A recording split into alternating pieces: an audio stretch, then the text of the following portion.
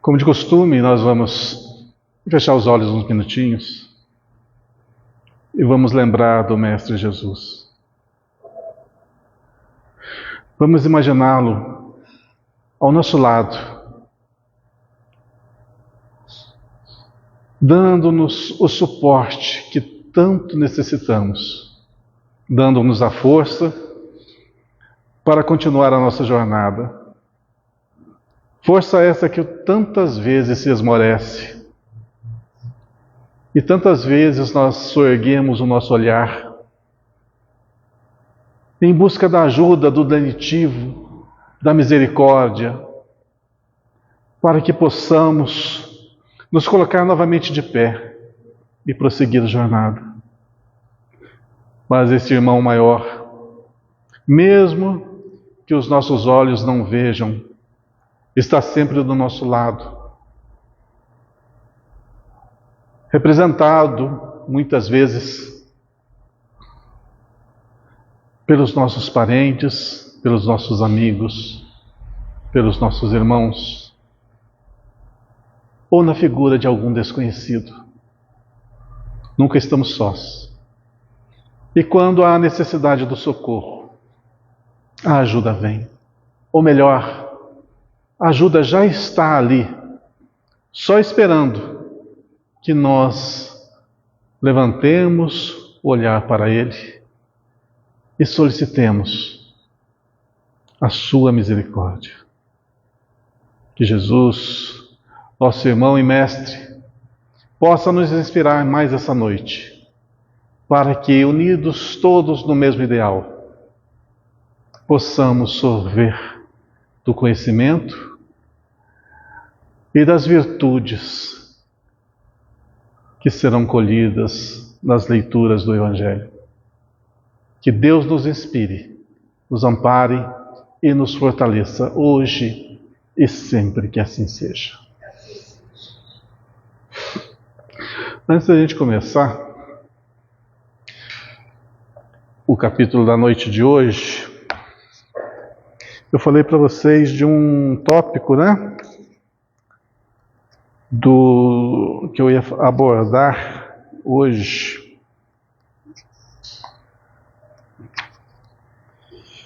Do livro do Carlos Bacelli. Estão lembrados? A Maria Ângela lembra, porque ela me lembrou. E eu esqueci onde que está agora. Vocês têm que ter paciência de eu achar aqui. Eu nem marcar, eu marquei. Que fala sobre as diversas qualidades de espíritos existentes,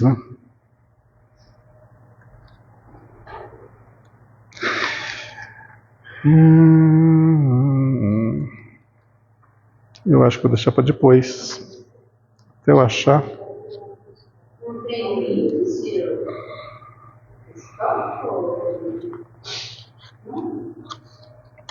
Capítulo 1, 2, 3, 4, 5, não tem.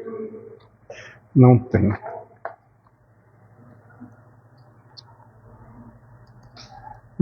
Tá. Pera aí só um minutinho. Como eu fui fazer o atendimento antes da aula, eu nem lembrei disso, sabe?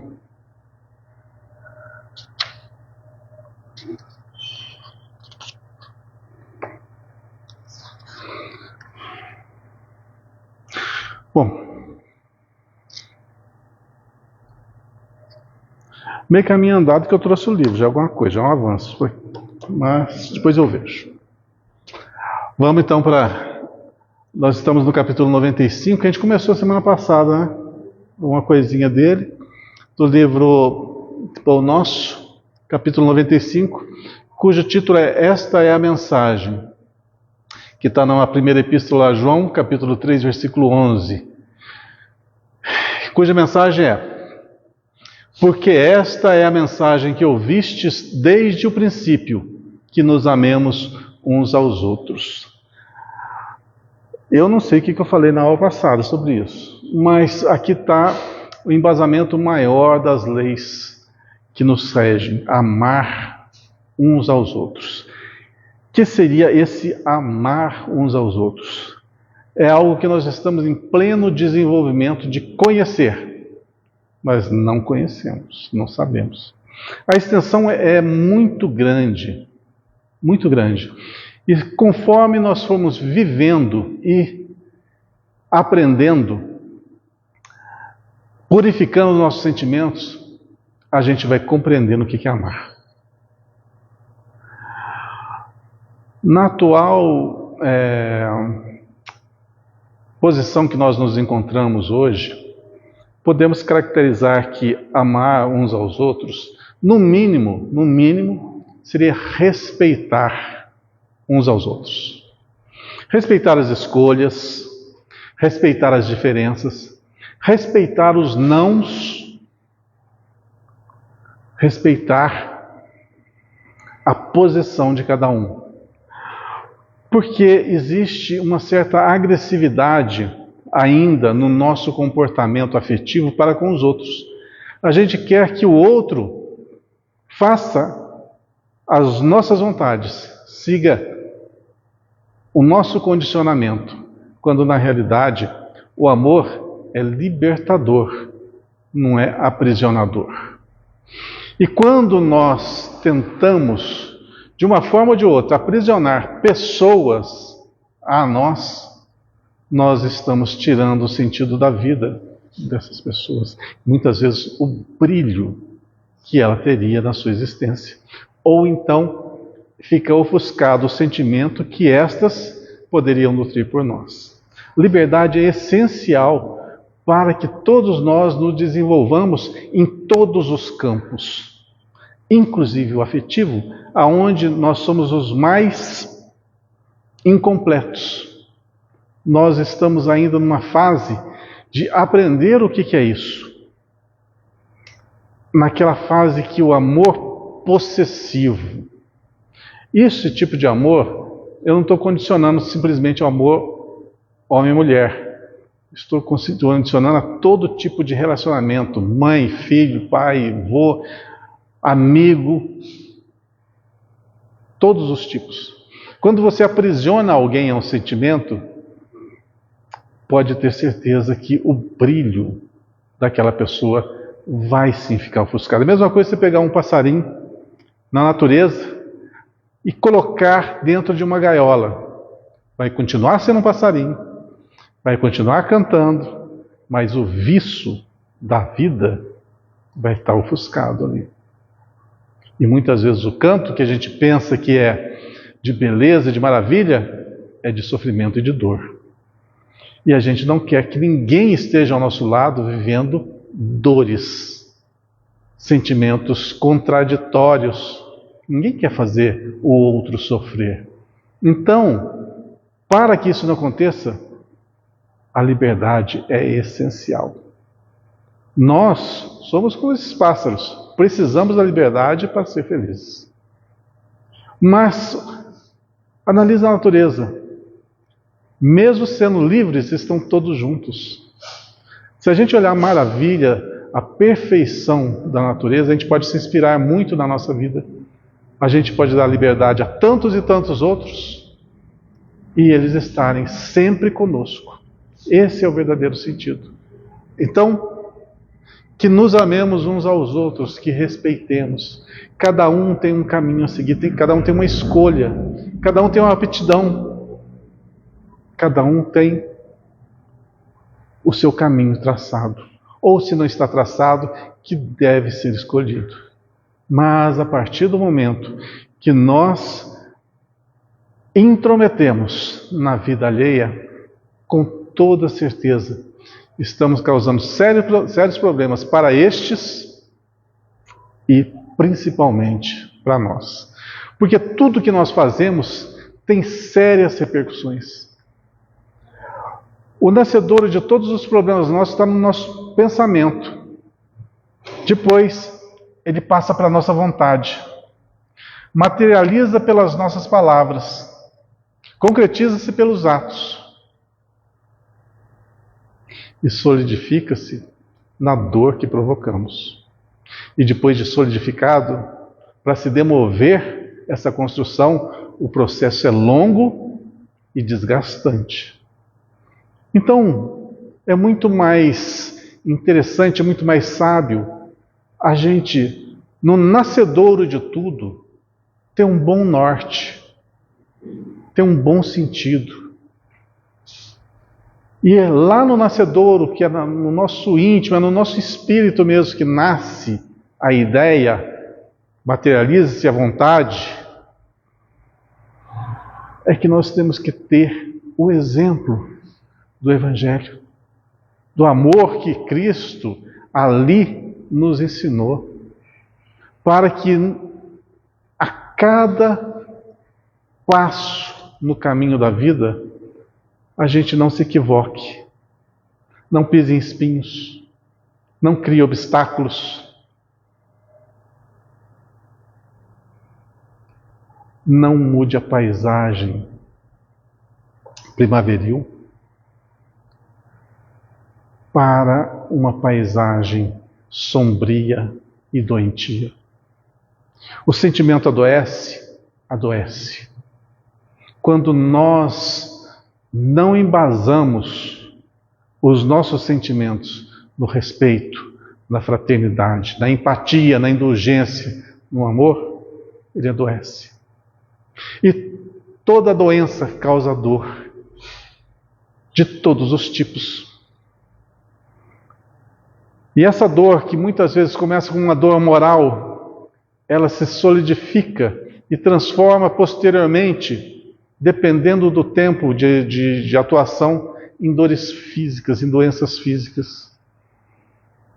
E a gente está vendo espalhado pelo mundo aí afora tantas e tantas pessoas com processos dos mais difíceis, mais complicados e alguns insolúveis, porque materializou-se no seu espírito. Foi absorvido pelo organismo, pelo corpo. Concretizou-se ali aquela doença. E agora, algumas, infelizmente, não têm nem cura. Só a misericórdia do alto. Só na próxima existência. Então vale nós guiarmos os nossos passos, os nossos sentimentos nas pautas do respeito ao próximo, na escolha individual que cada um faz, no companheirismo, na vontade de ver a felicidade do outro. E quando nós trabalhamos pela felicidade do outro, nós construímos a nossa. Mas quando nós trabalhamos só pela nossa, pelo nosso egoísmo, pela nossa vaidade, nós estamos cultivando espinheiros dentro do nosso coração. E para onde nós nos virarmos, esses espinhos vão alfinetar aqui dentro e vão fazer-nos sofrer. Então convém que deixemos todos livres, mas nessa liberdade nós estamos juntos, porque nós respeitamos e amamos, entendemos e aplaudimos o êxito, vibramos e somos felizes com a felicidade do próximo, junto a nós ou longe de nós, porque o amor não tem barreiras, nem a morte separa aquilo que Deus uniu, e Deus une pelo amor. Estamos, por enquanto, reencarnados no mundo físico. Tudo aqui é temporário, tudo é passageiro. E o que a gente gostaria de levar desse mundo? Qual o maior troféu que podemos levantar quando o túmulo chegar para cada um de nós? Os amores que nós vivemos, que nós construímos. Lembrando, não estou falando de amor homem e mulher. Estou falando amor de ser humano para ser humano. Será que nosso coração está devidamente alicerçado nas bases que o Cristo nos ensinou para que saibamos amar? Esta é a mensagem do Evangelho. Amor, amor e amor. Esta é a mensagem da vida, essa é a vida, o segredo da vida. Amar, viver o amor. E o que nos espera no plano espiritual? O resultado daquilo que nós conseguimos construir nesse nosso mundo íntimo. Vamos então às falas de Emmanuel.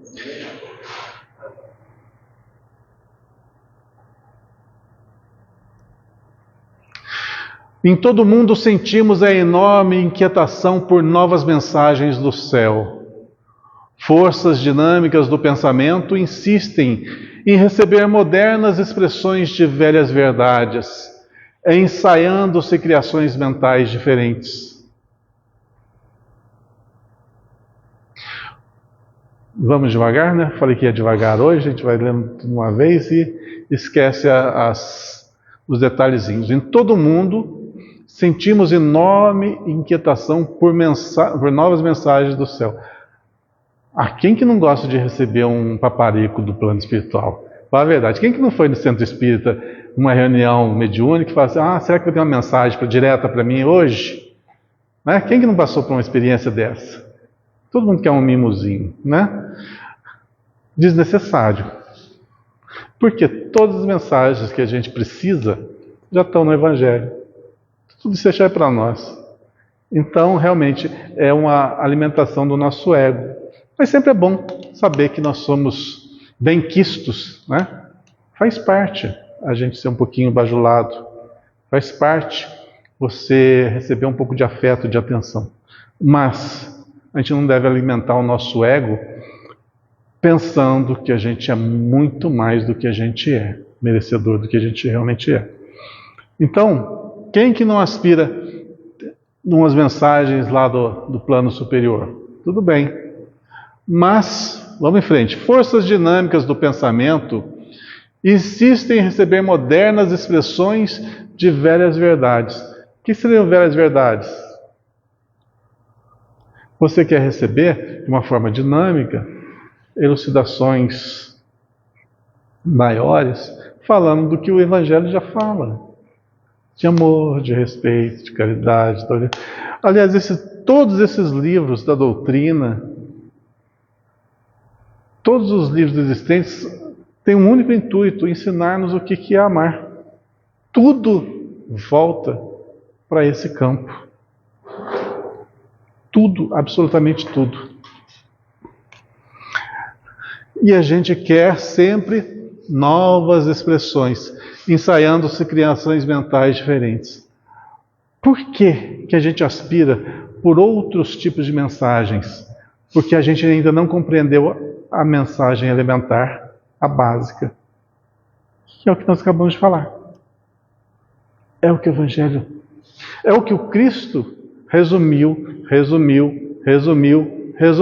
até chegar. Qual a mensagem mesmo? Amai-vos uns aos outros. Está aí toda a máxima, de uma forma diminuta. O resto é para que a gente possa compreender essa única frase. E a gente quer sempre expressões maiores, coisas mais notórias. Notamos, porém, que a arte procura novas experimentações e se povoa de imagens negativas. Que a política inventa ideologias e processos inéditos de governar e dilata o curso da guerra destruidora. Que a ciência busca desferir voos mais altos e institui teorias dissolventes da concórdia e do bem-estar.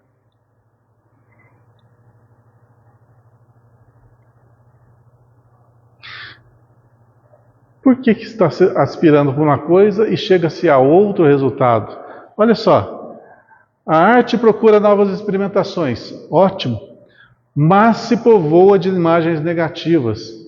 Não tem como você fazer uma construção boa a partir de uma argamassa ruim.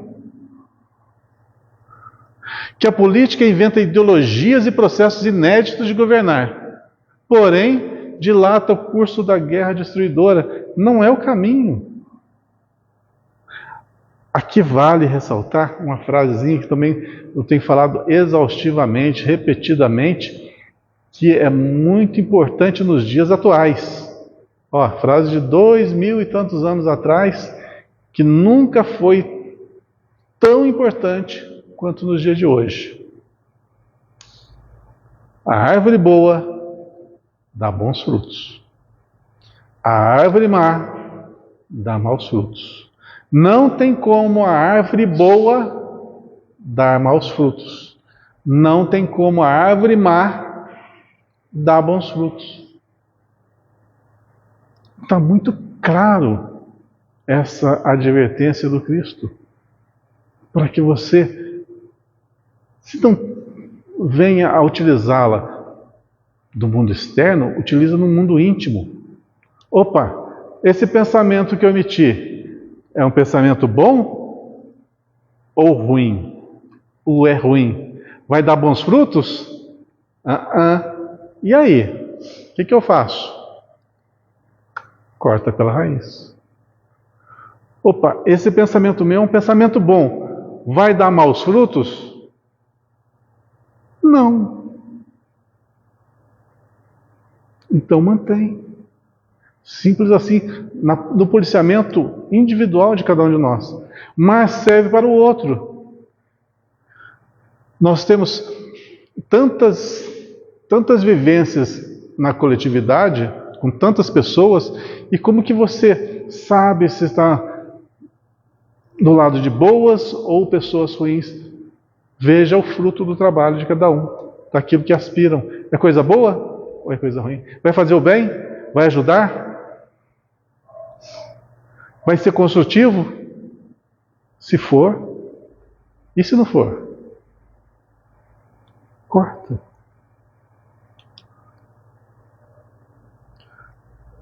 Que a ciência busca desferir voos mais altos e institui teorias dissolventes da concórdia e do bem-estar. Que adianta uma ciência evoluída se não for para o bem comum?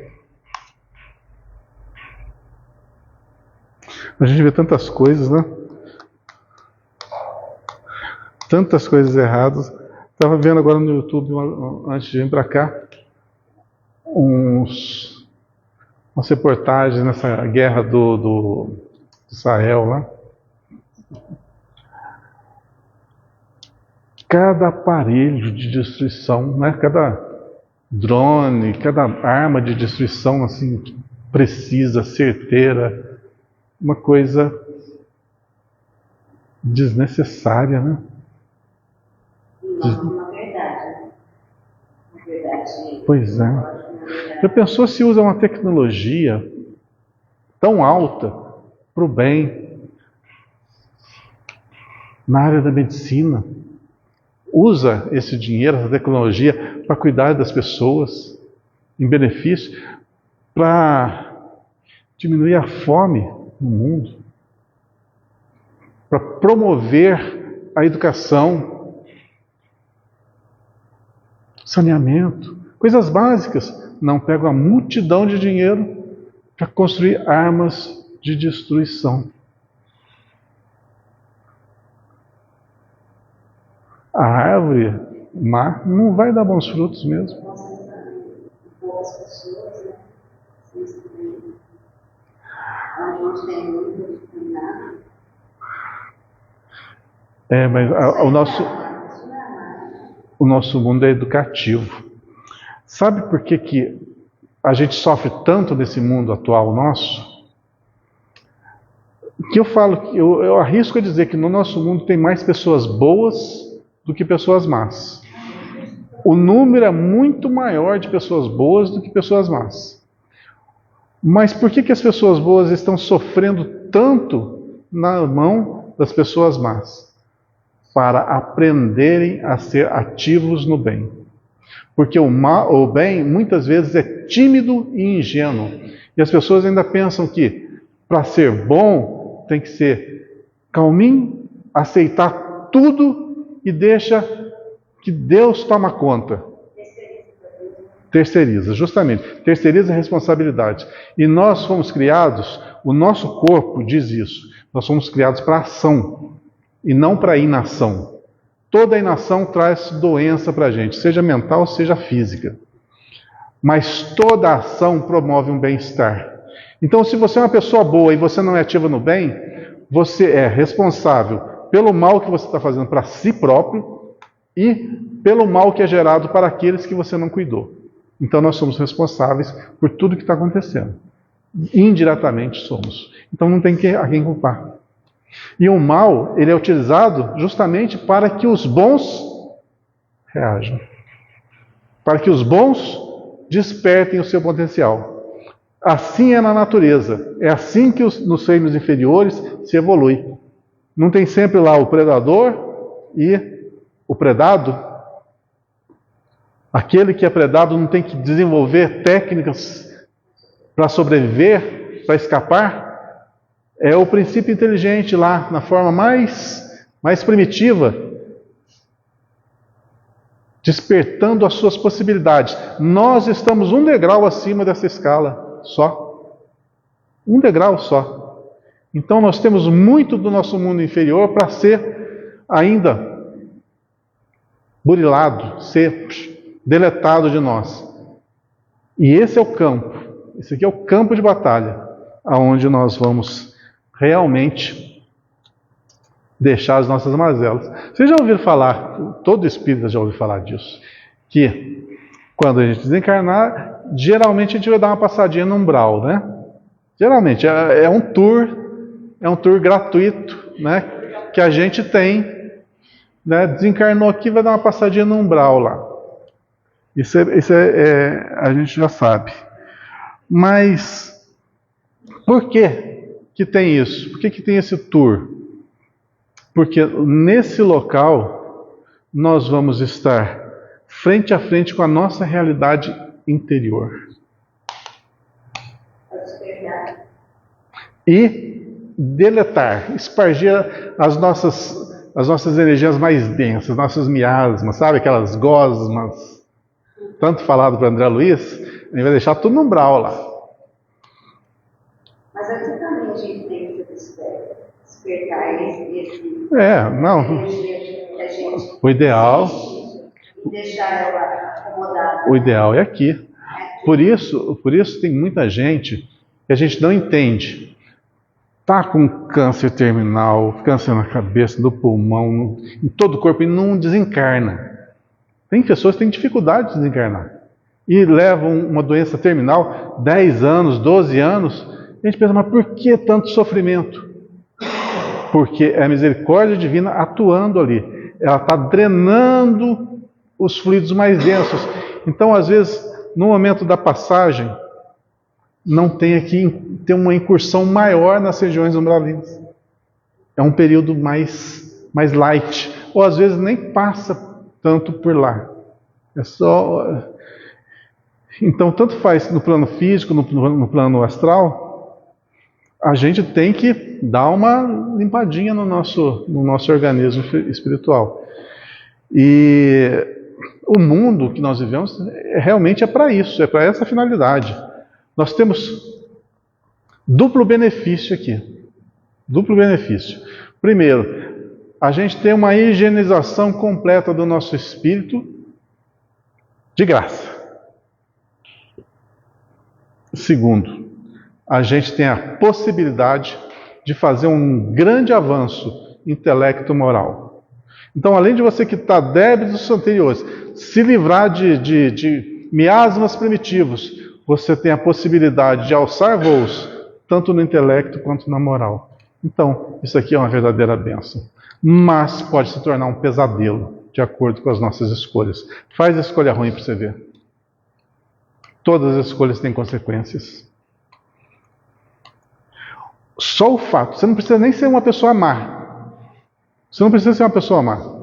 Se você é uma pessoa que guarda rancor, guarda mágoa, uma pessoa que não perdoa, já é o suficiente para você ter uma grande gama, criar uma grande gama de sofrimento para si próprio.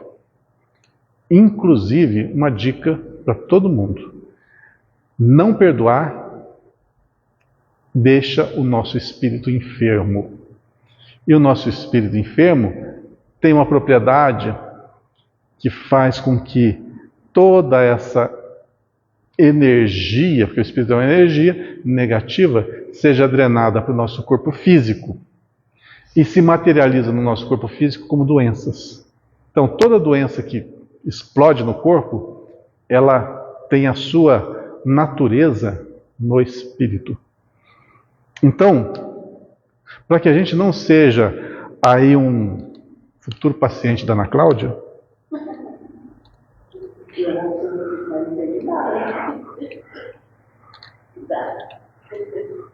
não quero te ver tão cedo. Para que a gente não seja um paciente do hospital, que a gente tenha uma vida sadia mentalmente e emocionalmente. Seguindo, grandes facções religiosas efetuam um trabalho heróico na demonstração da eternidade da vida. Suplicamos sinais espetaculares do reino invisível ao homem comum.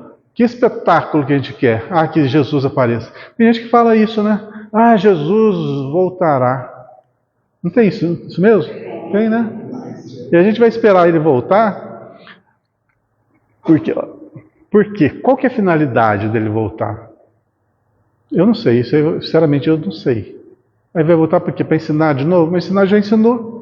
A gente não aprendeu, vai ensinar o quê? Vai reforçar? A gente vai estar de recuperação? É isso? Vai estar de recuperação, ele vai ter uma prova. Crucificar de novo? Ah, Deus me livre. Não.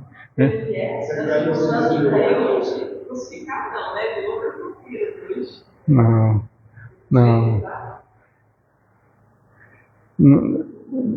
Isso não, na atual circunstância, isso é totalmente desnecessário. Desnecessário. Totalmente desnecessário. Então, como voltar? Não é voltar à figura física do Cristo, mas a Boa Nova. E realmente a Boa Nova voltou.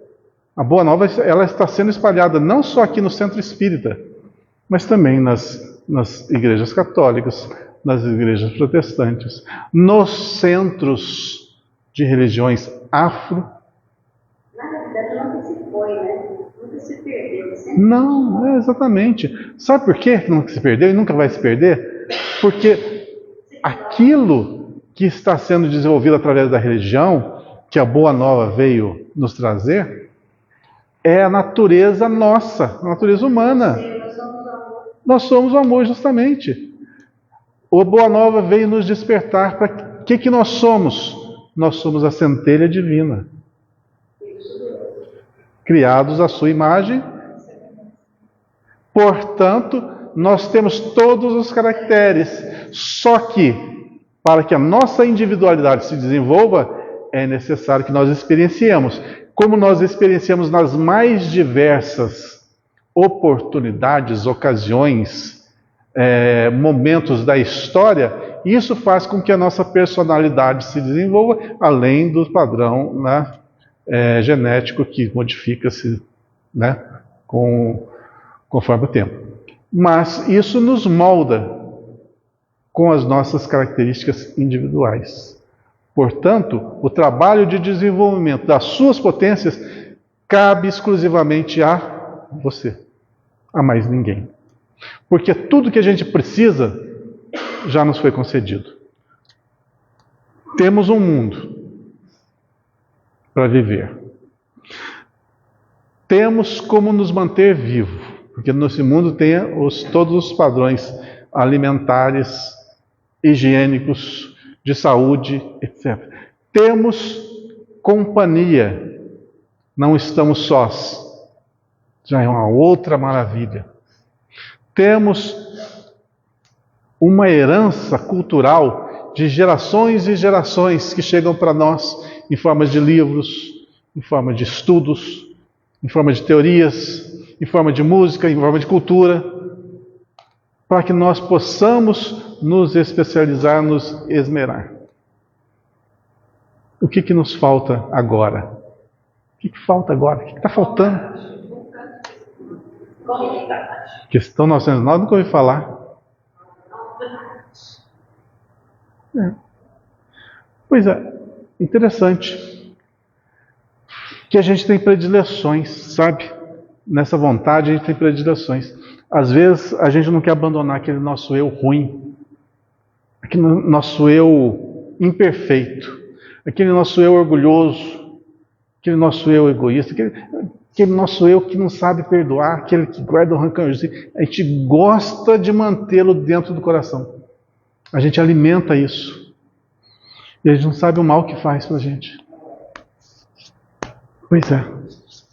Então, a partir do momento que nós conseguimos modificar isso, modificar essa postura mental, compreender realmente a grandiosidade da vida, e olha que nós estamos agora iniciando o nosso processo de despertamento ainda, estamos bocejando ainda, começando a entender como que é a magnitude da vida, começando a querer esboçar esse conhecimento, e a gente já vê a grandiosidade. Então, tem que ter vontade para a gente seguir, porque o caminho é longo, mas é muito gratificante.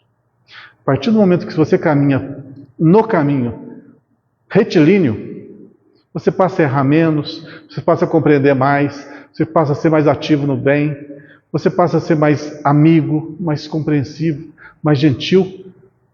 A tua vida vira um paraíso. A tua vida, você sente vontade de viver. Mas a partir do momento que você experiencia só fatos negativos, fatos grosseiros, egoísticos, de pura vaidade, ostentação, você está criando um mundo doentio dentro de si. E como a árvore má não dá bons frutos, a gente não vai se alimentar condignamente. Então convém seguir à risca as dicas que Jesus deu para nós da boa nova. A boa nova, boa, é algo bom para nós, nova, a novidade, a nova vida. Basta seguir. Convenhamos que haverá sempre benefício nas aspirações elevadas do espírito humano. Tá óbvio, né? Sempre haverá benefício nas aspirações elevadas, quando sinceramente procura as vibrações de natureza divina. Só que, todavia, necessitamos reconhecer que se há inúmeras mensagens substanciosas, edificantes e iluminadas na Terra, a maior e mais preciosa de todas, desde o princípio da organização planetária, é aquela da solidariedade fraternal no, adivinhe, amemo-nos uns aos outros. Simples assim. Sabe quando que a gente consegue detectar se uma pessoa está por esse caminho? Ela está fazendo as boas escolhas, essa pessoa não guarda mágoas, não guarda rancor, é uma pessoa que não julga, uma pessoa amiga, uma pessoa confiável. Sabe quando que a gente detecta uma pessoa que está nesse nível? Ela reflete no seu semblante. É estampado. Você olha e nota na face da pessoa. A pessoa se transforma. É simples assim. E olha, vocês acham que o ser humano, fala esteticamente, tá? Esteticamente. Não estou falando nada de espiritualmente, não. Esteticamente. Você acha o ser humano uma criação bonita? Você acha o ser humano bonito, o ser humano, homem, mulher, bonito? O que vocês acham? Em relação hoje? Não, conclua. Em relação a hoje, aqueles seres de antigamente, o ser humano hoje é bonito. Pega uma foto de 1910 para você ver. O povo feio. A verdade. Às vezes a gente entra em umas casas antigas, daquelas de 1890, e tem aqueles quadros dos bisavôs. Jesus, o que é aquilo? Se nós formos aquilo lá, pelo amor de Deus, eu quero deletar. Eu quero deletar essa fase. Tem também a questão alimentar, né? Influencia o sofrimento, as dificuldades e o tal da lata. O tal de carregar lata d'água acaba com qualquer ser humano. Hoje nós já temos torneira. Mas pensa bem, o sofrimento que é carregar água, isso aí acaba com a coluna da pessoa. A pessoa já vai ficando assim. Põe a água na cabeça ainda. Já antes de põe na cabeça, no ombro. Isso deforma qualquer corpo. Mas, tirando a brincadeira, o que realmente faz o embelezamento do ser é o seguinte: as potências nossas estão no nosso espírito. Cada vez que nós esmerilhamos o espírito, ou seja, livramos ele das imperfeições, ele se aperfeiçoa cada vez mais, ele se torna mais belo.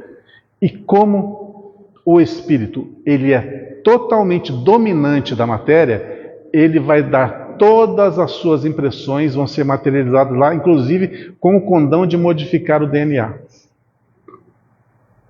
Então, conforme nós vamos tendo avanços morais, o nosso corpo também vai se nutrindo dessas benesses. Então, nosso corpo vai se modificando para melhor. Por isso que hoje ainda tem as pessoas são um pouquinho mais bonitinhas do que antigamente. Mas, mesmo assim, tem muita gente que está precisando aí de uma recalchutada. Certo? Uma recalchutada boa. Mas olha só, antigamente, com 60 anos, as pessoas eram consideradas velhas, né? Já desgastadas, já prontas para empacotar. Nos dias de hoje, eu jogo bola ainda com uma pessoa, um companheiro, que tem 70 anos de idade, ele joga bola.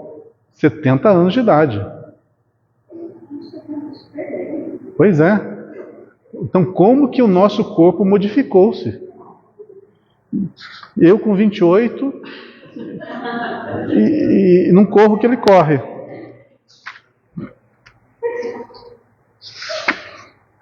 Gente, eu não estou achando o negócio aqui.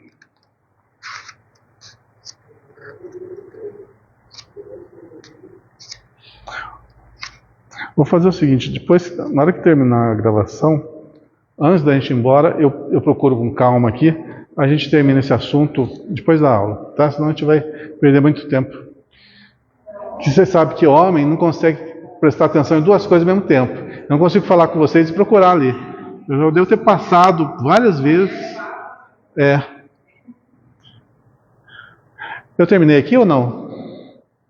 Tá ali esta é a recomendação, né? Esta é a recomendação primordial. Sentindo-a, cada discípulo pode examinar nos círculos da vida diária o índice de compreensão que já possui acerca dos desígnios divinos. Mesmo que esse ou aquele irmão ainda não a tenha entendido,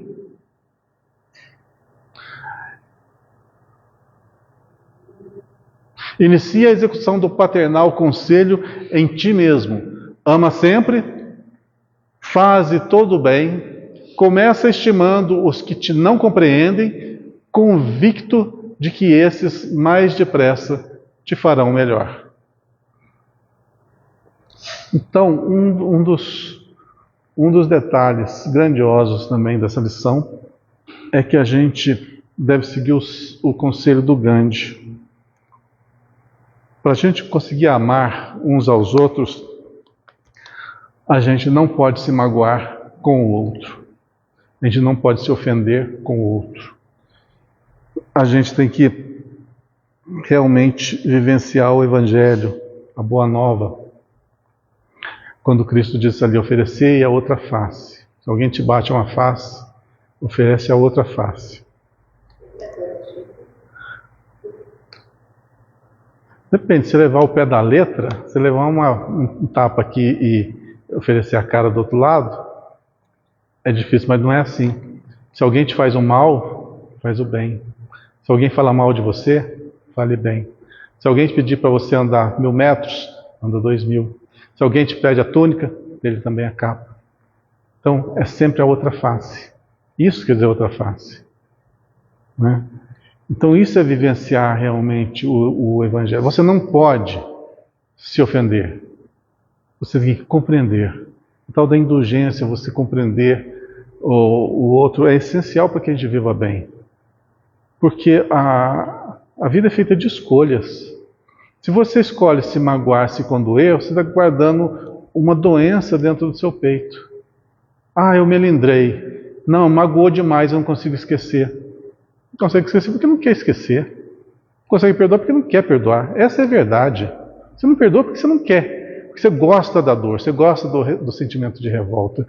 Você gosta, ele me maltratou, vou maltratar também. Esse revanchismo. Isso é pura inferioridade nossa. Inferioridade, infantilidade, ingenuidade, melhor dizendo. Somos ingênuos. Nem tão maus, mas muito ingênuos no comportamento, no sentimento. A partir do momento que você se torna adulto, como espírito, você não tem esse tipo de comportamento mais. Os grandes expoentes da doutrina, eles são assim adultos espirituais. Porque para você receber o mal e não revidar, faz de conta que entra uma criança aqui agora de 4 anos de idade e vem dar uma bicuda na canela de cada um. Como que você vai reagir?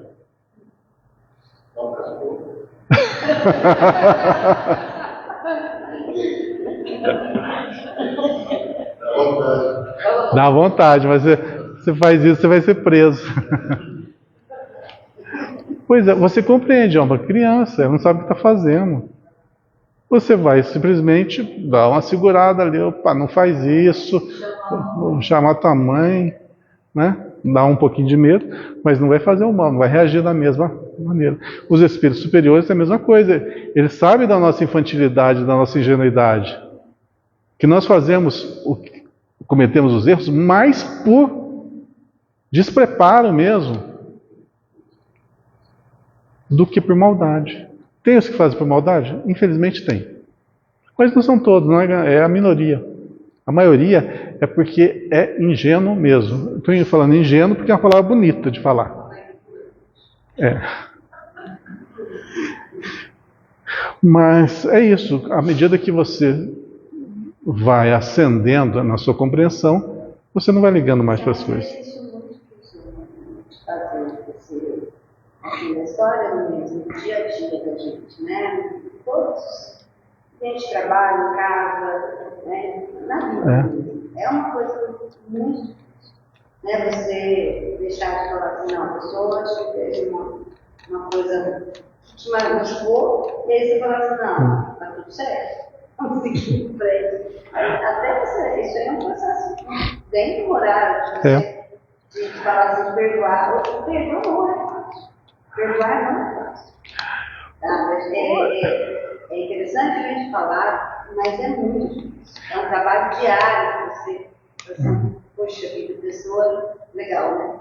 Ela fez, às vezes ela tirou, às vezes, uma base sua de vida, né? Pensar assim, a pessoa te destruiu e você fala assim, não, ela não fez por mal.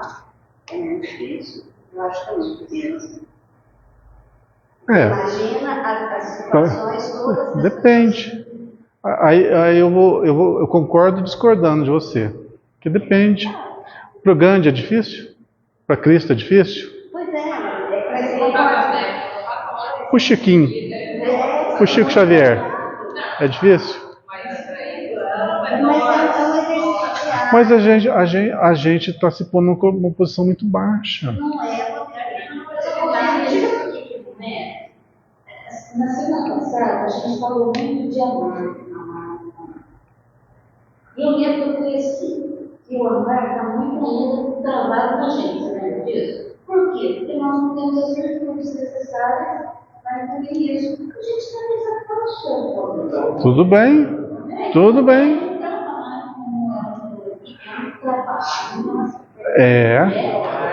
Concordo. E que vai satisfazer Eu concordo plenamente.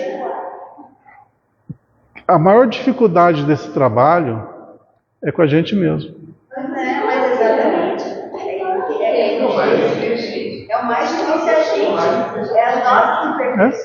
São imperfeições diárias. É trabalho diário. Vou dar uma dica para vocês boa.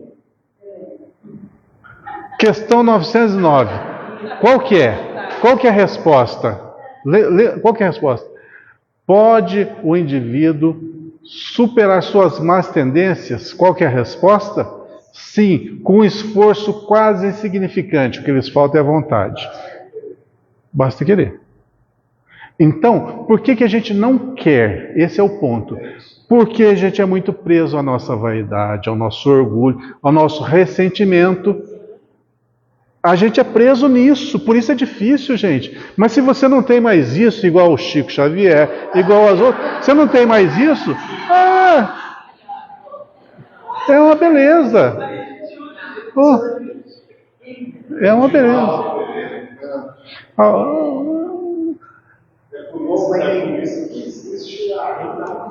Pois é.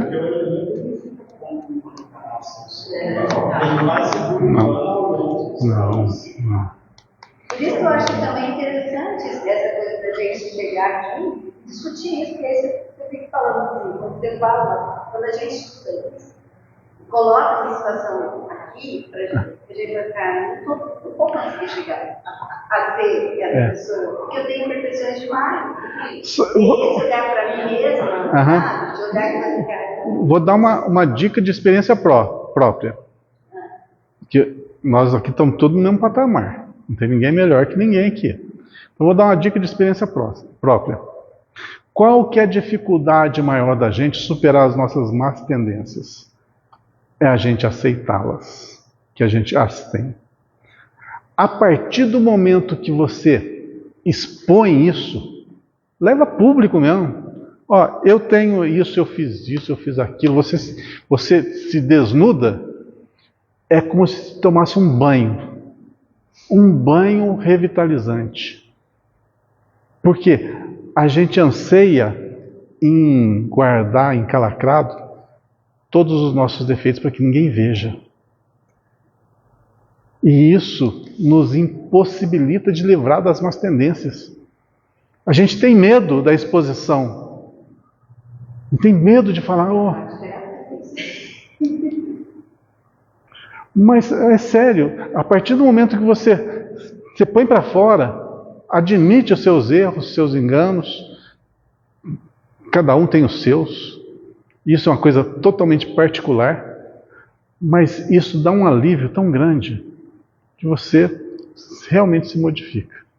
Às vezes, eu falei, a gente fica alimentando uma árvore má dentro da gente. Essa árvore má só dá espinhos, só dá frutos venenosos. E a gente não extirpa ela. Põe para fora. Tá, essa árvore é minha. Pô, não quero mais. Tudo isso aí é construção minha, mas eu não quero mais. Eu concordo com o que você está falando. Tem que fazer isso mesmo. Se a gente não fizer, a gente não faz o trabalho. Mas eu acho que também são etapas. Por exemplo, se alguém fez algo comigo e eu tenho a capacidade, claro, de vou pensar, né? Vou me tocar a pessoa, mas eu não vou fazer. Eu já tenho conhecimento, não vou fazer. Então, isso já é um passo. Sim. Aí no próximo, já vai lógico. Não consegue. A gente não tem tanta vontade assim. É muito difícil. A gente abre. Mas é. Tá. Sim.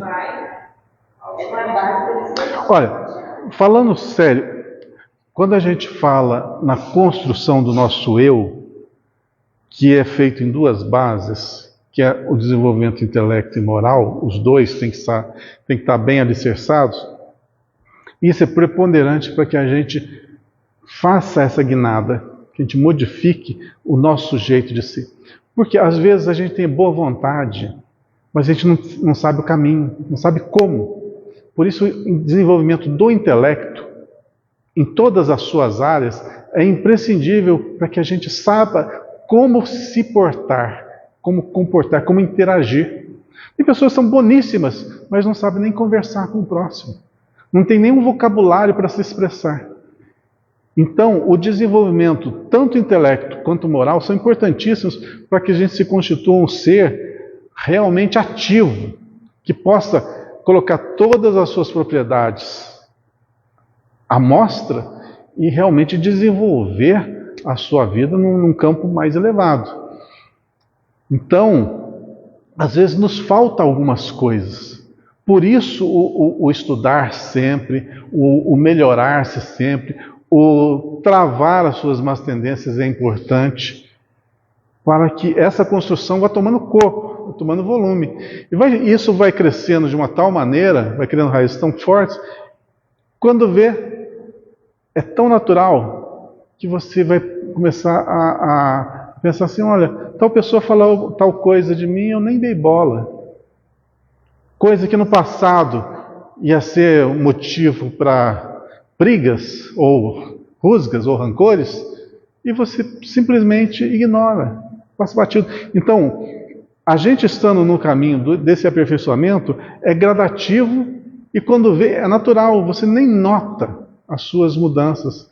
Porque se você quiser fazer um salto enorme de uma vez, quero mudar, eu tenho um comportamento hoje aqui, quero chegar nesse patamar de uma hora para outra, isso e realmente não vai acontecer. Aí chega uma hora que você acha que venceu, aí você pega fazendo de uma outra forma. Meu Deus, eu venci isso ainda. Entendeu? Então, assim, tem vários momentos. A vida é bem complexa. A vida é bem complexa. Além dos problemas que nós temos conosco, problemas naturais do indivíduo, ainda tem os problemas dos nossos obsessores encarnados, são as pessoas que estão vivendo ao nosso lado, no nosso dia a dia, e tem ainda os problemas dos nossos obsessores desencarnados.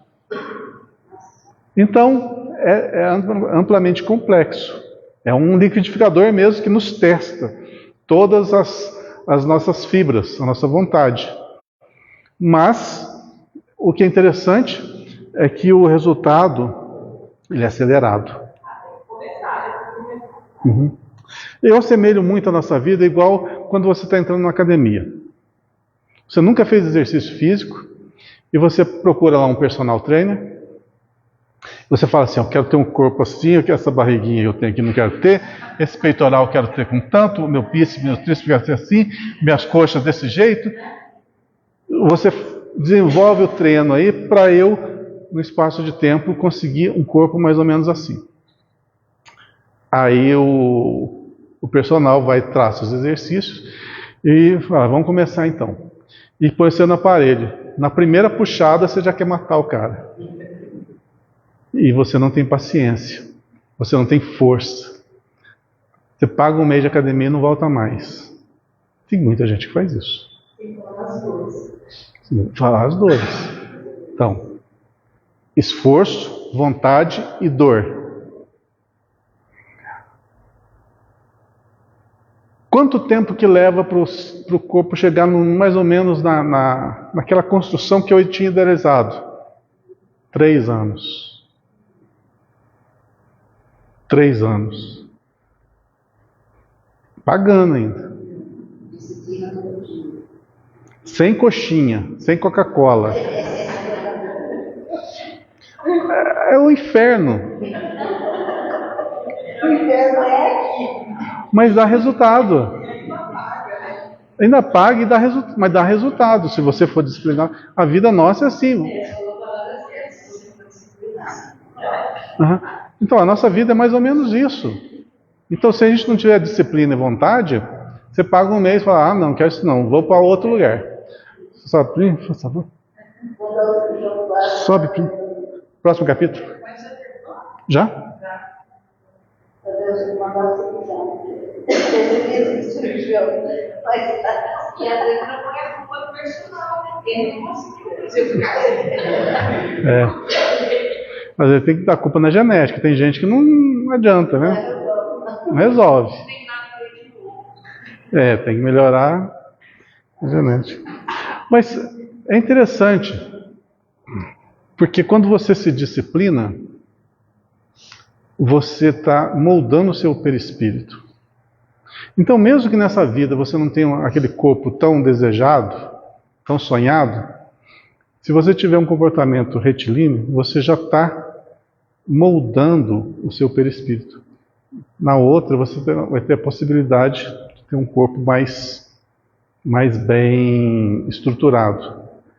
Se bem que isso não é regra não, sabe? Às vezes um corpo bonito, um corpo sarado, um corpo belo realmente é provação e não mérito. A maioria pede, para não se perder por causa da vaidade, do orgulho e não fazer mau uso das pessoas, que é muito comum. Bom, e por aí vai. Vamos para o próximo? Justamente por isso, capítulo 96.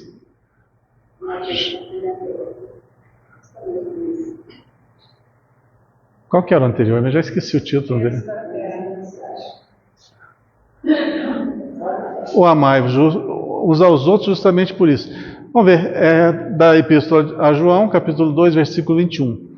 Não vos escrevi porque ignorasseis a verdade, mas porque a conheceis. Não vos escrevi porque ignorasseis a verdade, mas porque a conheceis. O que eu vou deduzir desse título aí?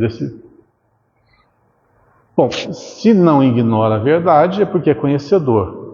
Então foi escrito alguma coisa, né? Na epístola foi escrito alguma coisa, algum ensinamento, que eles já sabiam, estavam só relembrando.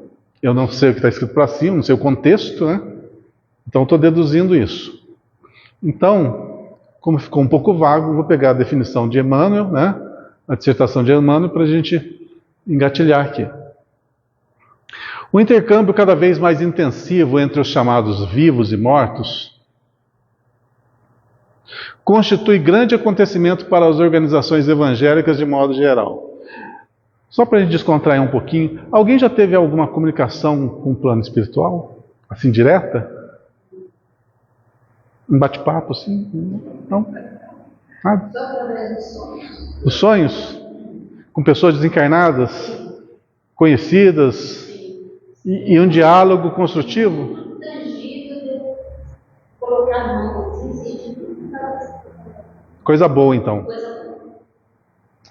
É um dos veículos mais fáceis de ter comunicação com o plano espiritual, justamente através do sono, né?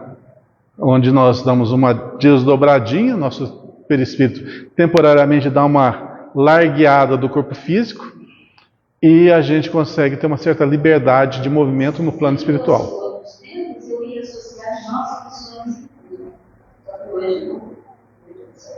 Uhum. Muitas vezes a gente tem esse contato e quando acorda esquece.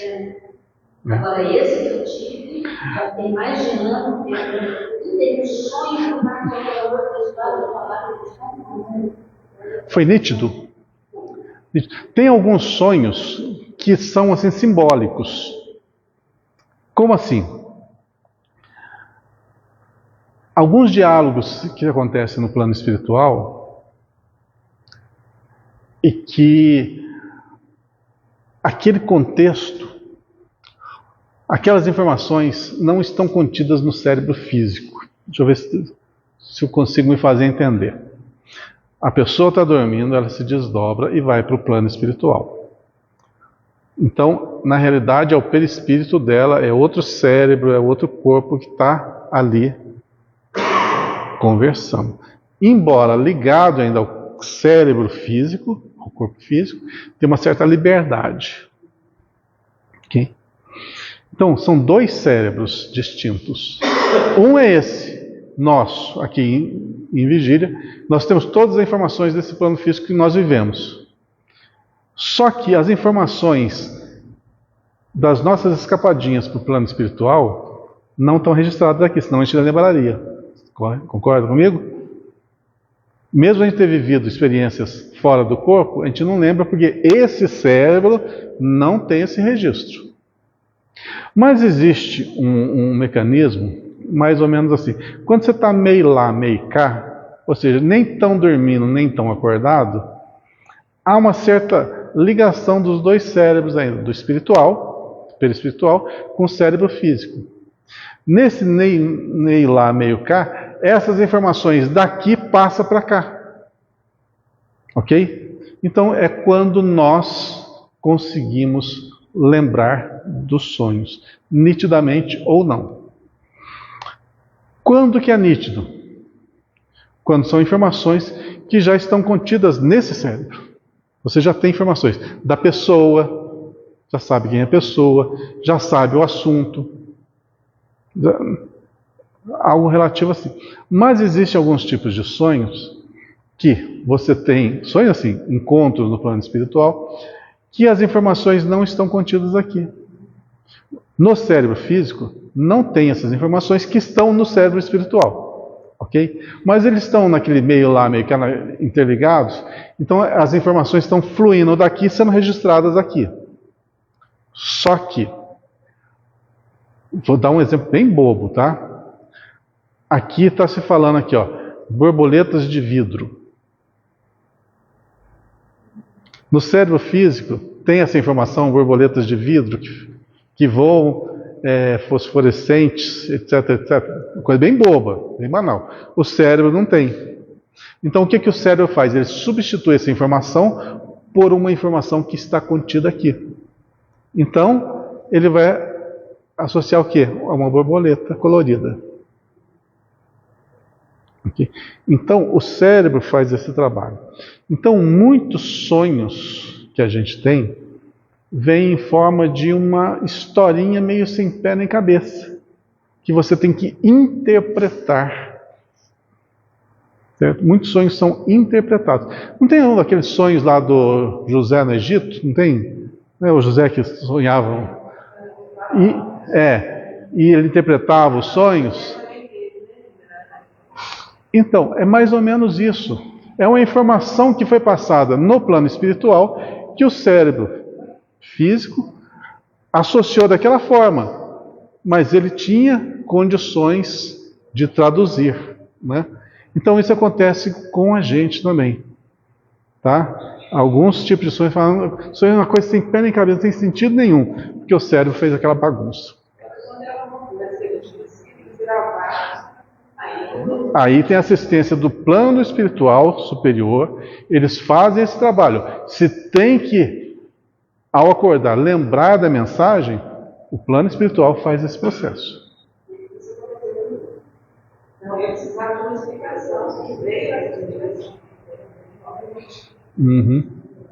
Isso denota o quê? Nós não estamos sós, abandonados nesse mundo.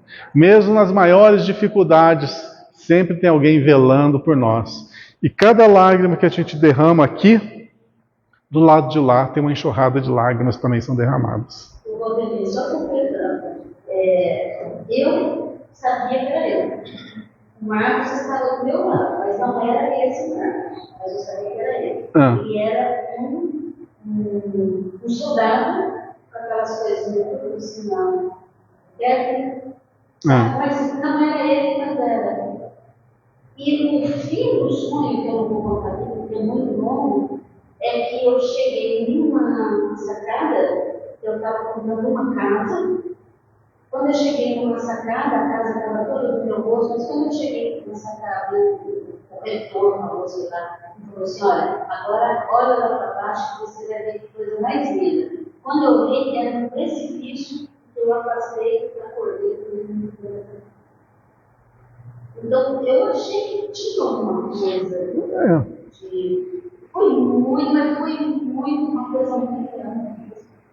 Pois é. Passava a mão nos móveis, era tudo de madeira entalhada. Pois é. Então, puxa vida, cada um tem as suas histórias, né? Cada um tem as suas vivências. Então, cada um tem que realmente, nesse quesito, interpretar as suas vivências. Como está falando, é muito comum isso nos momentos de sono. Mas muitos aspiram vir no centro espírita. Antigamente era muito comum. Eu mesmo já fiz isso. E no centro espírita, e as reuniões eram abertas, né? Para ver se tinha alguma comunicação endereçada a você, logicamente. Mas se a gente fosse a última bolachinha do pacote, né? Olha aí, a semana passada um colega de trabalho me questionou, eu nem sei por que eu não conversei nesse assunto com ele, ele me questionou o seguinte: doente existe?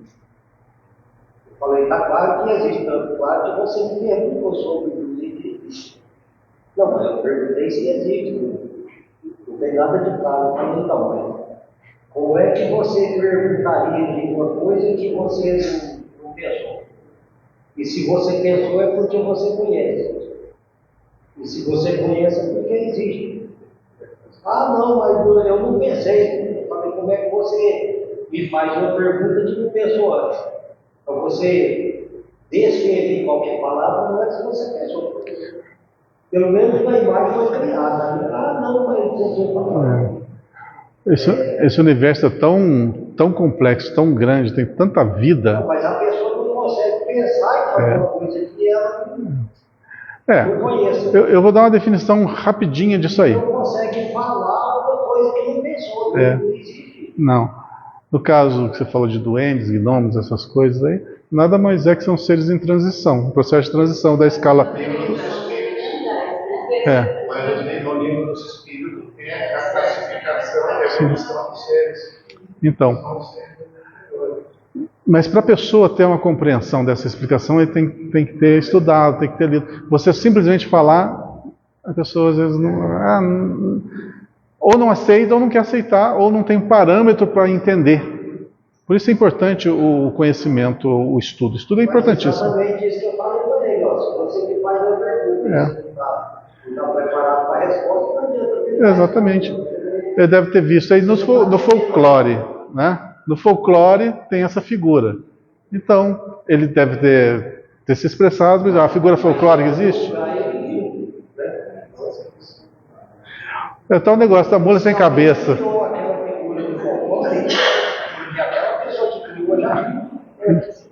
Então, a figura da mula sem cabeça, você acha... Falando piadinha aqui, mas eu tô sério, né? A mula sem... É uma figura que existe ou que não existe? Alguém viu em alguma situação, viu alguma coisa desse tipo. É folclórico, mas faz parte do que tem aí na natureza. E se alguém viu, eu lembro da...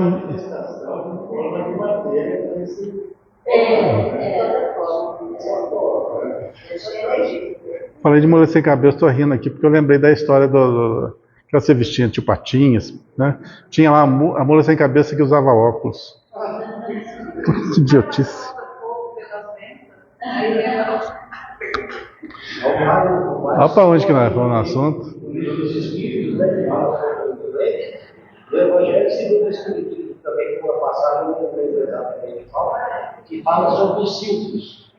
Os silfos são os espíritos dos doentes, né? Uhum. Vamos voltar para o nosso tema aqui, que nós damos uma viajada. Nós viajamos. O colega dele está assistindo os Senhores Anéis.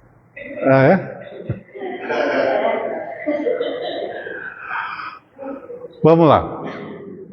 O intercâmbio mais intensivo entre os chamados vivos e mortos tem muita coisa folclórica, assim, e que é levado pelo inimaginável, inacreditável, mas existem coisas verídicas nesse campo, tá?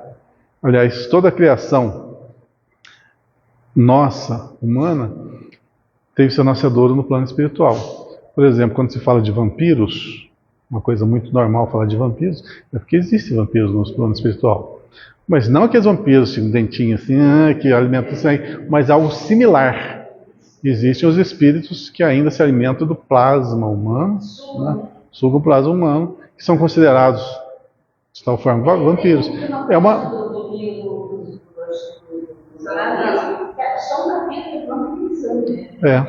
Então, muita coisa que é levada a título de folclore aqui para nós, como se fosse brincadeira, igual nós Eu dei uma risada aqui, mas é que realmente tem um fundamento do lado de lá. Por exemplo, tem capítulos que a gente estuda aqui de licantropia. O que é licantropia? São espíritos com aparência de animais. Como isso? Não faz parte do nosso estudo de hoje, mas existe. Então, nós estamos falando disso porque o intercâmbio cada vez mais intensivo entre os chamados vivos e mortos constitui grande acontecimento para as organizações evangélicas de modo geral.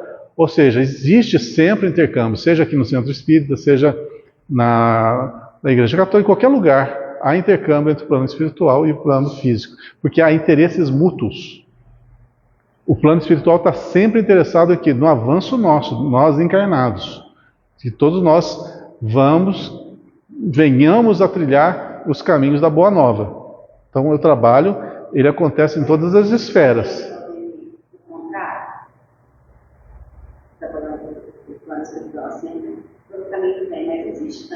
Claro, sim. Se tem os próprios encarnados. Imagina no plano espiritual. Não é tão somente realização para a escola espiritista, pertence às comunidades do cristianismo inteiro, quer dizer, todas as religiões. Por enquanto, anotamos aqui e ali protestos do dogmatismo organizado. Entretanto, a revivência da verdade assim o exige. Toda aquisição tem seu preço e qualquer renovação encontra obstáculos espontâneos. Por exemplo, aquela pessoa que tem uma dificuldade assim de abandonar um vício, por exemplo, um vício simplesinho que é o alcoolismo, né? Tem uma dificuldade de abandonar o álcool. Ele vai ver os seus obsessores aonde? Nos amigos. Os amigos vão incentivar ele a beber. Seria um tipo de obsessor. Mas por que isso acontece? Eu já tenho um problema, já tenho uma doença. E vem algo mais ainda para intensificar essa doença? Justamente. Porque todo remédio é tirado, todo antídoto, né, é tirado do próprio veneno. Então, quando se potencializa o sofrimento, as dificuldades, se estimula a reação do ser. Mas isso só acontece para aqueles indivíduos que estão preparados para essa reação. Como assim? Aqueles indivíduos que não têm condições ainda de expiar as suas faltas, essa expiação ela é postergada para encarnações lá na frente, para que ele se prepare, se fortaleça, se especialize para que quando essa aprovação vier, ele tenha condições de suportá-la. Porque, às vezes, você imediatamente tentar quitar um débito que você mesmo adquiriu, sem ter condições de aguentar o tranco, acontece o processo inverso, ou seja, a revolta. Em vez de você quitar um débito, você se revolta contra as leis de Deus. Aí se transforma num problema maior. Então, muitas das nossas experiências, espero que a gente já tenha quitado a maioria das nossas, tá? Mas se a gente não quitou, pode ter certeza que daqui para frente pode acontecer qualquer coisa com a gente. A gente não sabe do nosso passado. Então,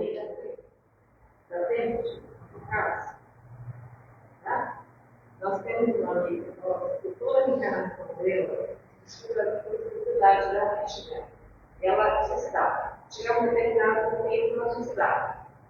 Aí nessa última encarnação, ela veio um câncer. E ela foi fazendo um trabalho de utilização, de estudo. E ela ficou no hospital, mas do jeitinho que ela precisava, para poder voar. E ela conseguiu conhecer. A cama dela estava debaixo da janela, ela precisava voar.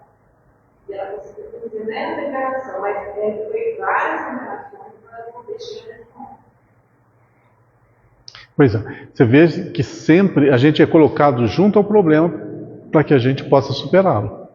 Não é assim, muito fácil não, essas superações. Você tem que realmente...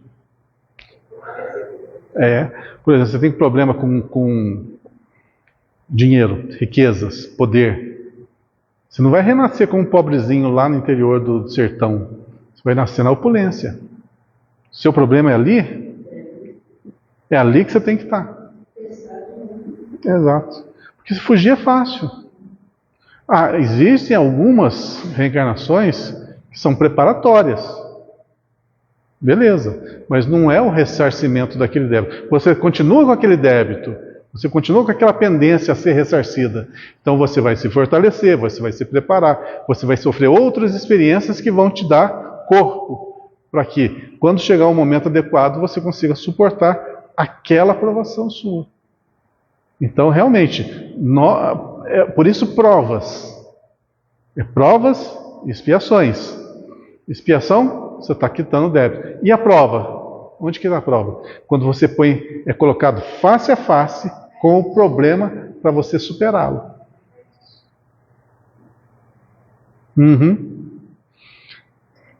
Não sei onde que eu parei, mas vou continuar aqui.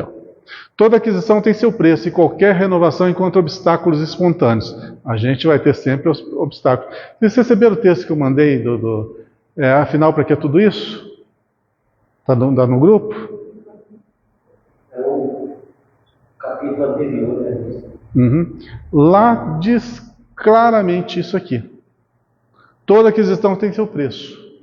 Se você quiser um corpo bonitinho para ir na academia, vai ter que malhar muito, vai ter que sofrer muito e ainda pagar. Na vida é a mesma coisa. Ok? Facilidades, tudo tem seu preço. Dia virá em que as várias subdivisões do evangelismo compreenderão a divina finalidade do novo concerto. Dia virá em que as várias subdivisões do evangelismo compreenderão a divina finalidade do novo concerto.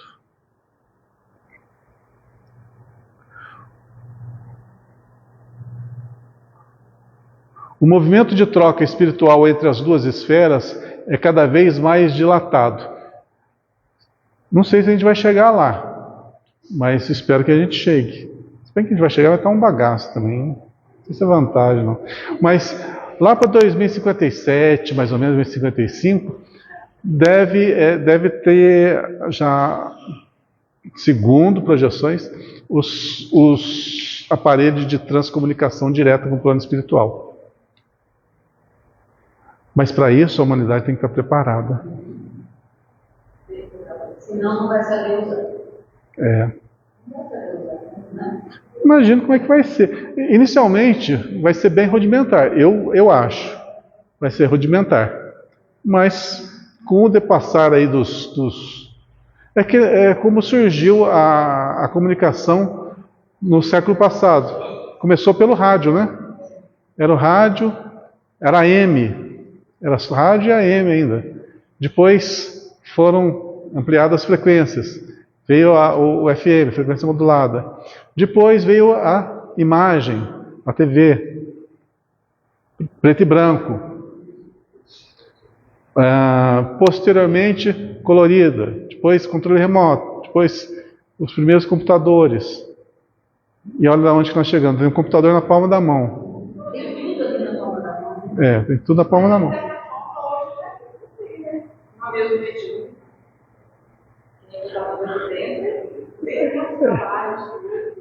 Mas é bem rudimentar, tá?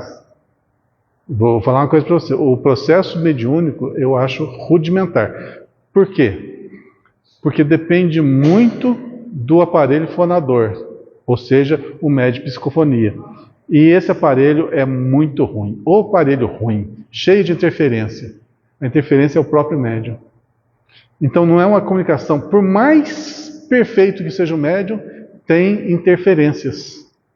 Agora, uma transcomunicação é direto, você está falando direto, sem intermediário. Vai ser um outro passo. Não estou desmerecendo, não estou desmerecendo a mediunidade, não. A qualidade mediúnica, não. Estou falando que é meio um processo ainda rudimentar. Você já notou que no mundo inteiro os médiuns estão se tornando cada vez mais raros, os grandes médiuns? Por que será? Será que não é por causa disso? Não, já não tem tanta necessidade. Se você retorna lá para a época do Kardec, na época do Kardec, o que tinha? Era batida na mesa, era a escrita direta, era um processo. Pois é. Com o passar do tempo, foi deixando de ser uma coisa física, ok? Para ser uma coisa mental. Aí onde entrou os médios de psicografia, os médios de psicofonia. Mas isso está num processo de avanço, de modernização. Então, eu creio que vai chegar assim num estágio em que a comunicação com o plano espiritual vai ser mental, sem aparelhos. Mas até chegar lá vai ter sim aparelhos, isso é meu achismo, vai ter aparelhos para denotar, para comprovar que existe a vida do lado de lá, mas futuramente com o aperfeiçoamento dos corpos humanos, com essa melhoria genética que está acontecendo aceleradamente, e tanto é verdade disso, pega uma foto de 1910 e pega uma foto nossa, que nós somos bem mais bonitinhos que povo. Então está realmente havendo uma melhoria genética para que as possibilidades do corpo humano possam abraçar maiores percepções do espírito. Vai fazer aquela coisa do cérebro ser mais usado, né? Do lado do cérebro, que é pouquíssimo usado. E vai ter esse aumento. Mas cabeçudo não vamos ser, não. Porque eu tenho um horror disso, ver aqueles ET, né? Que corpinho mirradinho, bracinho, um cabeção desse tamanho. Quando eu era criança, falava-se isso nas aulas, né? Futuro da humanidade vai ser assim, gente, cabeção danado do corpo desse. Eu tenho trauma desse negócio. Eu fui uma criança traumatizável, sabe? Eu tenho trauma disso. Mas segundo o Dr. Décio, a gente ainda vai desenvolver essa parte frontal do cérebro. Então, futuramente, daqui a centenas de anos talvez, a testa nossa vai crescer mais. Pelo amor de Deus. Hoje em dia só cresce, desculpa a piadinha, é o chifre. Só o chifre que cresce. Bom. Baseado nos livros de André. Espero que não, viu? Isso aí é futurismo, eu não sei. Vamos terminar aqui, já estamos em cima da hora.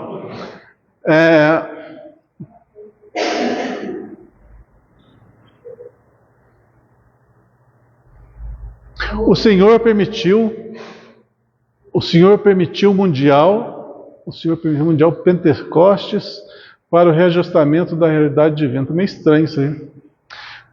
Vamos pular. Convém notar, contudo, que as vozes comovedoras e revigorantes do além repetem comumente velhas fórmulas da revelação e relembram o passado da sabedoria terrestre, a fim de extrair conceituação mais respeitável referentemente à vida. É neste ponto que recordamos as palavras de João, interrogando sinceramente: comunicar-se-ão os mortos com os vivos, porque os homens ignoram a verdade? Isso não. Se os que partem falam novamente aos que ficam, é que estes conhecem o caminho da redenção com Jesus, mas não se animam, nem se decidem a trilhá-lo. Bom, resumindo, só para a gente arrematar esse capítulo, nós hoje temos à nossa mão o Evangelho. Já é o maior legado que o Cristo poderia ter dado a nós. Não contente com essa assistência somente, foi-nos dado a proteção de espíritos, irmãos nossos, companheiros mais evoluídos, para gerenciar a nossa trajetória no plano físico. Então nós não estamos sós nessa caminhada e somos orientados também pelo plano espiritual, guiados por eles. E não contente com somente isso, ao nosso lado existem muitos irmãos, companheiros de jornada, reencarnados conosco para nos dar suporte e ajudar na nossa provação, no nosso desenvolvimento. Então, não estamos sós de maneira nenhuma. Lógico que na vida tudo passa. Essa vida é passageira. Naturalmente nós vamos envelhecer. Naturalmente nós vamos perder pessoas temporariamente. Todos vamos perder. Se pegarmos, por exemplo, os nossos avós, que já partiram. E tentar relembrar todos os amigos dos nossos avós, também já partiram. Toda aquela geração já foi embora. Acabou? Virou poeira? Não. A vivência solidificou a amizade, o afeto, o carinho recíproco entre todos. Assim somos nós aqui no plano físico, estreitando as nossas relações, um amparando o outro, um chorando no ombro do outro, um dando força ao outro, um estimulando o outro, um fazendo o outro sorrir, um dando cor à vida do outro. Isso é a vida, isso é amor, isso é respeito, isso é carinho, isso é a boa nova.